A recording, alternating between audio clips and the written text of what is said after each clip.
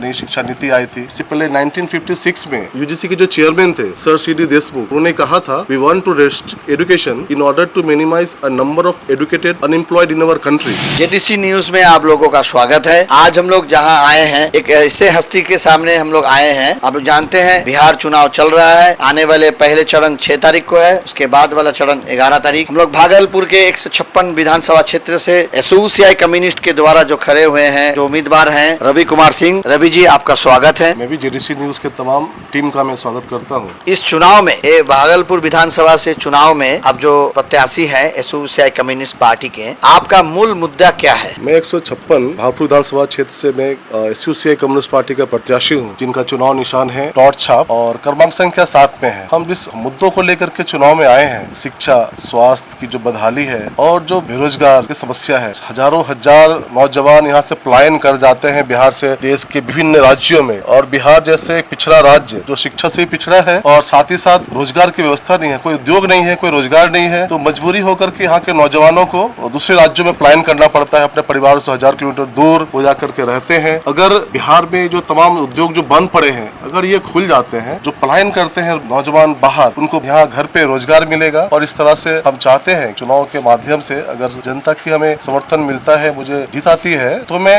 जनता जो लड़ाई यहाँ लड़ती है, शिक्षा, स्वास्थ्य, अभी जो स्मार्ट मीटर, अभी भागलपुर शहर देखिए कि स्मार्ट सिटी के में आया हुआ है, लेकिन स्मार्ट सिटी सिर्फ स्मार्ट सिटी का जो ऑफिस है सिर्फ वही स्मार्ट है। और भागलपुर के आप विभिन्न क्षेत्रों में चले जाइए, आज भी सड़क उसी तरह से बदहाल, नालियां उस तरह से है। कोई व्यवस्था स्मार्ट सिटी के नाम पे तो बस सिर्फ नाम ही है और स्मार्ट सिटी का कुछ दिखने को नहीं मिल रहा है भागलपुर में। आपसे हम लोग इससे पहले भी परिचित हैं, यूनिवर्सिटी में या छात्र आंदोलन से जब जुड़े हुए थे। आप ही लोगों का छात्र संगठन या आईडीएसओ से आप छात्र आंदोलन के विभिन्न मुद्दों को उठाते थे, छात्रों के विषय को लेकर। आप उसी के लड़ते हुए आप उम्मीदवार बने हैं एसयूसीआई कम्युनिस्ट के। आप छात्र लोगों का मुद्दा क्या उठाइएगा? अभी तो सबसे अहम मुद्दा है जो गवर्नमेंट ने नेशनल एजुकेशन पॉलिसी एनईपी जो लाए हैं 2020 पे, एक ऐसे पॉलिसी को इम्प्लीमेंट कर दिया गया है। कोरोना काल में जब पूरा पार्लियामेंट सिस्टम में बिना कोई चर्चा बहस किए हुए, एनईपी तो एक एंटी एजुकेशन पॉलिसी है। हम लोग तो चाहते हैं, अभी गवर्नमेंट को हम लोग ने एक अल्टरनेटिव एजुकेशन पॉलिसी हम लोग ने उनको प्रोवाइड किया है कि इनमें जहाँ कमी है आप हमारे अल्टरनेट एजुकेशन पॉलिसी को भी आप इम्प्लीमेंट कर सकते हैं। ये एनईपी जो है पूर्ण रूप से जो शिक्षा इतनी महंगी हो जाएगी, आम गरीब मध्यम वर्ग जो है उनके बच्चे आज हायर एजुकेशन नहीं ले पाएंगे। अब देखिए, इससे पहले ही एक नई शिक्षा नीति आई थी। इससे पहले 1956 में यूजीसी के जो चेयरमैन थे सर सी.डी. देशमुख, उन्होंने कहा था we want to restrict education in order to minimise a number of educated unemployed in our country. मतलब हम शिक्षा को संकुचित करना चाहते हैं ताकि इस देश में एक शिक्षित बेरोजगारी का संख्या कम हो सके, शिक्षित बेरोजगार नहीं हो पाए। इसलिए तब से लेकर के आज तक शिक्षा को कटलमेंट संकुचित करने का प्रयास चल रहा है। और ये एनईपी तो पूर्ण रूपेण उस पे ये तमाम यूनिवर्सिटियों को प्राइवेट कर दिया जाएगा, है ना, ऑटोनोमस कर दिया जाएगा। और शिक्षा इतनी महंगी हो जाएगी कि आम जो किसान, जो मजदूर, जो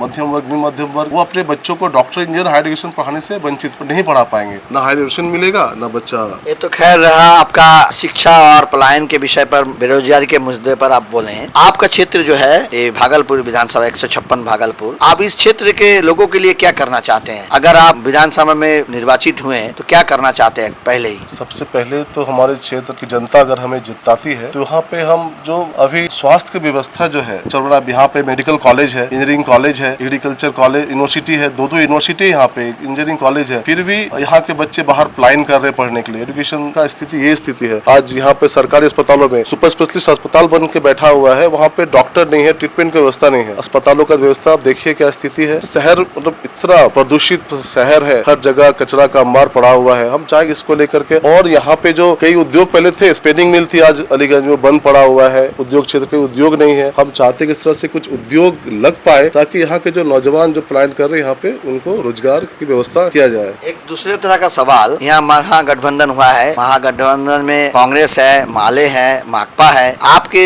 एसयूसीआई कम्युनिस्ट पार्टी, ये जो एसयूसीआई कम्युनिस्ट आप बोलते हैं, ये क्या सीपीएम, सीपीआई, ये जो पार्टी है, ये क्या अलग कुछ है कि आपका ये विश्लेषण थोड़ा चाहिए हम लोगों को। जी जी सही, अच्छा आपने प्रश्न किया, क्योंकि आपने देख रहा है कि तमाम गठबंधन महागठबंधन में तमाम वामपंथी पार्टियां सीपीआई सीपीएम माले ये तमाम गठबंधन पार्टियों में है, और लोग समझ रहे कि एसयूसीआई कम्युनिस्ट पार्टी आप इस गठबंधन में नहीं है, आपसे अलग। हम इनसे अलग है। एसयूसीआई कम्युनिस्ट पार्टी तमाम वामपंथी पार्टियों से अलग है। हम वामपंथ के परचम को बुलंद करना चाहते हैं। ये एसयूसीआई कम्युनिस्ट पार्टी पूरे 24 राज्यों में भी काम कर रही है शिक्षा स्वास्थ्य एजुकेशन का अपने सवाल को लेकर के, और हम ये तमाम वामपंथी पार्टियों से अलग है, इसलिए हम लोग उनके साथ चुनाव में नहीं है। आपने 2-3 मुद्दे पर बातचीत किए हैं। आज जेडीसी न्यूज की तरफ से हम लोग आए हुए थे भागलपुर 156 विधानसभा क्षेत्र से एसयूसीआई कम्युनिस्ट के उम्मीदवार जो बैटरी टॉर्च निशान के लेकर क्रम नंबर 7 पे है उनके ईवीएम मशीन पर। जेडीसी न्यूज के ओर से आपसे एक क्वेश्चन है हमारा, इस विधानसभा क्षेत्र के आम आदमी से क्या अपील करना चाहते हैं? हम एक अपील करना चाहते हैं, यहाँ भागलपुर शहर के जो इंटेलेक्चुअल है, प्रबुद्ध नागरिक है, यहाँ के छात्र नौजवान से, यहाँ के जो फुटकर विक्रेता है, दुकानदार भाई, टोटो चालक, ऑटो चालक, सभी से एसयूसीआई पार्टी आपकी अपनी पार्टी है, जन आंदोलन की पार्टी है, तो आप अपना बहुमूल्य वोट एसयूसीआई पार्टी के जो चुनाव निशान है टॉर्च छाप जो क्रमांक संख्या 7 में है, उसको आप अपना समर्थन देते हैं तो जन आंदोलन को मजबूती मिलेगी और हम आपकी आवाज बन करके विधानसभा में लड़ेंगे। बहुत बहुत धन्यवाद जेडीसी न्यूज में आपका। जेडीसी न्यूज में आप जो चर्चा सुने अभी, सभी दर्शकों से आवेदन है आप हमारे न्यूज को फॉलो कीजिए, लाइक कीजिए, शेयर कीजिए और दोस्तों में बोलिए जेडीसी न्यूज को। हम लोग और आगे बहुत सारे